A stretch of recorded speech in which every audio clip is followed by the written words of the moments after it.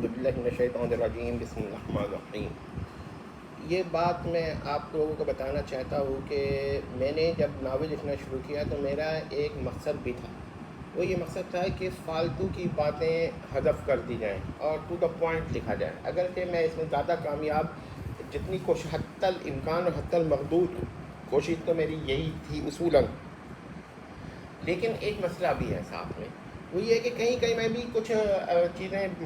بڑھا دیتا ہوں یا کوئی جملہ بالکل سپاٹ اور بالکل ہی میکینیکل ناول نہیں لکھتا جو جذبات سے آ رہی ہو، لیکن بہت کچھ حذف کر دیتا ہوں۔ وہ اس وجہ سے کہ بہت ہی زیادہ جب ناول خشک ہو جاتا ہے تو ناول بہت ہی کم صفحے کا ہو جاتا ہے، مثلا 12 صفحے کا، یعنی 12 صفحات کا ناول، اور اگر اس کو میں پھیلانا چاہوں تو آپ یہ دیکھیں کہ میں اس تک پھیلا سکتا ہوں۔ یہ ناول جو ہے، یہ ناول 3 ناولوں کا مجموعہ ہے، یہ دیکھیں، لیکن میں اس کے کل صفحات تک ایک 12 صفحے کے ناول کو ہو سکتا ہے پھیلا بھی سکوں، لیکن فائدہ کیا میں نے یہ کہتا تو میں نے چند ناول لکھے ہیں جو ذرا تھوڑے سے زیادہ ہیں اور اس کے اندر کوئی واقعات ہیں، لیکن جاسوسی ناول کے بارے میں میرا ایک نظریہ پیدا ہو گیا ہے، اور یہ بات بالکل ابن صفی نے ٹھیک ہی کہی تھی، اور یہ کیا ہے کہ سراغ رسانی کا انحصار اتفاقات پر ہے، اور جب مجرم کوئی جرم کرتا ہے تو وہ اپنے نشانات یا کلوز وہ چھوڑتا رہتا ہے، اور جو آپ کا سراغ رساں یا ڈیٹیکٹو ہوتا ہے وہ انہی کو نظر رکھ کر ملاتا ہے، اور اس کے علاوہ کچھ جھوٹے نشانات بھی ہوتے ہیں اور ان کو وہ الگ کرتا رہتا ہے کسی نہ کسی وجہ سے۔ لیکن اگر فرض کریں کہ مجرم کوئی کلو ہی نہ چھوڑے پھر کیا ہوگا؟ تو ظاہر ہے پھر مجرم پکڑا نہیں جائے گا۔ بعض لوگ کہتے ہیں ایسا ہو نہیں سکتا، بحث اس سے نہیں ہے، فرض کیجئے صورت فرضیہ میں کہ اگر ایسا ہو جائے تو کیا ہوگا، تو وہ مجرم پھر پکڑا نہیں جائے گا۔ تو مجرم سے آپ غلطی خود ہی کراتے ہیں اور ڈیٹیکٹو بھی خود ہی آپ کی غلطی کو پکڑتا ہے۔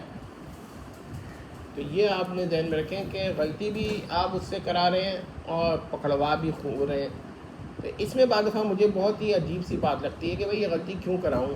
کیا مجرم سے یہ پتہ نہیں تھا، اس کو اندازہ نہیں تھا؟ اور پھر یہ اتفاقات ہوتے ہیں، اگر فرض کیجئے کہ اتفاق سے مجرم سے کوئی غلطی ہو جاتی ہے تو وہ اس کو کس طرح کیا کہتے ہیں، اور یہ سراغ رسان بھی دیکھ لیتا ہے، تو اس کا مطلب یہ ہوا کہ اگر وہ غلطی نہ ہوتی تو پھر وہ مجرم نہ پکڑا جاتا، سیدھی بات۔ تو اس پہ یہ جو جاسوسی ناول ہے نا، ان میں کبھی کبھار مجھے مصنوعیت نظر آتی ہے، یعنی آرٹیفیشیلنیس، ٹھیک ہے، کیوں آتی ہے؟ کیونکہ وہی آپ خود ہی غلطی کریں، وہ کہتے ہیں نا اقربا میرے کرے قتل کا دعویٰ کس پر، تم ہی مخبر، تم ہی منصف، تم ہی قاتل ٹھہرے، تو وہ بات یہ ہو جاتی ہے۔ اور یہ جو ہے اس کے مقابلے میں جاسوسی novel, adventure novel, thrill novel, اس میں یہ ہوتا ہے کہ آپ نے واقعات زیادہ اس میں ہوتے ہیں اور اس میں بھی اتفاقات کا چانس ہوتا ہے۔ بار بار آپ دیکھیے گا کہ مظہر کلیم کے وہاں، جو کہ میں کہوں گا ایڈونچر اور تھرل ناولز کے بہت بڑے آتھر ہیں، تو اس میں کیا ہوتا ہے، عمران مرتے مرتے بچ گیا۔ بھائی کیوں بچ گیا؟ مر کیوں نہیں گیا؟ چلیں 1-2 دفعہ ہو جائے۔ دوسری بات یہ ہے کہ ایسے انہونی طریقے سے بچ جاتا ہے کہ حیرت ہوتی ہے، میریکلس طریقے سے، میریکیولس طریقے سے کیوں ایسا ہوتا ہے؟ اس کا واحد مطلب یہ ہے کہ ناول تو چلانا ہے نا، ناول حقیقی دنیا تو نہیں ہوتی۔ تو یہ بات ذہن میں رکھیں، اور یہ بات میں نے اس لیے کہی کہ میں اکثر کہتا ہوں اپنے ناولز کے بارے میں کہ میں چاہوں تو ناول کو بڑا بھی کر سکتا تھا، میں چاہتا تو، اور ہو سکتا ہے یہ بات ٹھیک ہی ہو، کیونکہ میں تو کنسائز لکھنے کا قائل ہوں، اور اس میں بعض دفعہ 1-2 باتیں ایسی بھی لکھ دیتا ہوں جو کہ میں سوچتا ہوں کہ نہ لکھتا، مگر ظاہر ہے کہ ناول کا کاروبار بھی چلنا چاہیے، ورنہ تو پھر آپ کو یہ بالکل ہی میکینیکل ناول لگے گا، کمپیوٹرائز قسم کا۔ اور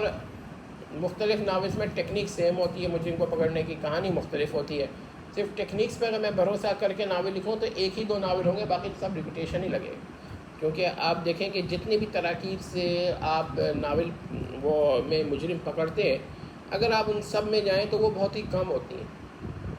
اور مجرم کی غلطیوں پر وہ چیز مبنی ہوتی ہیں۔ تو یہ ساری باتیں، اور اس کو غور کر کے دیکھیں، انشاءاللہ آپ کو اندازہ ہو جائے گا کہ ناول کیسے ہیں. والسلام تو